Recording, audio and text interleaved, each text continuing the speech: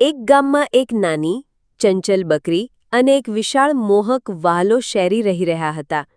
બકરીનું નામ બાની હતું અને શેરીનું નામ સાનું. બાની મિષ્ટી અને મજાકમાં રહેતી, રોજ નવી મજા અને એક્ટિવિટીઝ શોધતી હતી. એના માટે દુનિયાની દરેક કોણ ખૂણાને ખજાનો જેસું માનીને એમાં છુપાવતી. એક દિવસ બાની અને સાનુએ નિર્ણય કર્યો કે તે બંને સ્વાદિષ્ટ પાંજરીની શોધ માટે જવાના છે.